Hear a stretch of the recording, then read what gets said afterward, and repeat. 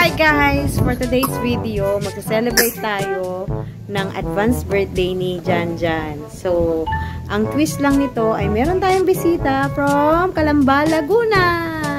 Si Ate Jess niya. BFF yan ng anak ko na ka-office mate ko before sa A&R. Shoutout sa mga taga A&R. So, ayun. Pupuntahan natin siya ngayon kasi nag-ensayo siya sa kapilya. So, pupuntahan natin. Ito yung pangarap niyang blowout. Gusto niya daw kasi sa birthday niya, i-blowout niya yung 3 kaibigan niya. Unfortunately, yung isang kaibigan niya may sore eyes. Kaya 2 lang yung imimit namin. Alright. So, samahan niyo kami. Bye-bye! Bye-bye, Kisha!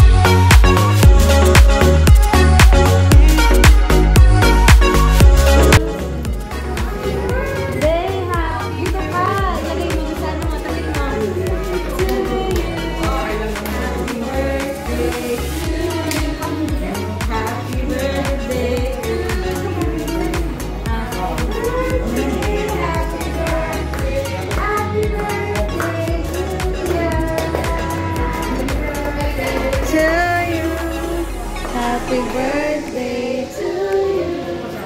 Happy birthday, happy birthday. Happy birthday to you.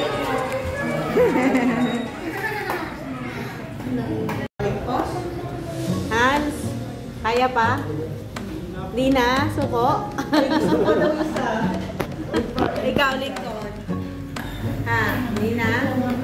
Bigyan natin yung isang SMS kaya ka, Jared. O yun, dala na lang natin. May 2 pa. May 2 pa. Hindi nyo na kaya yung LBHS.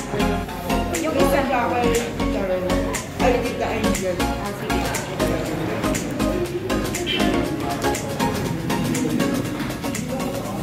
Kaya pa, kaya pa.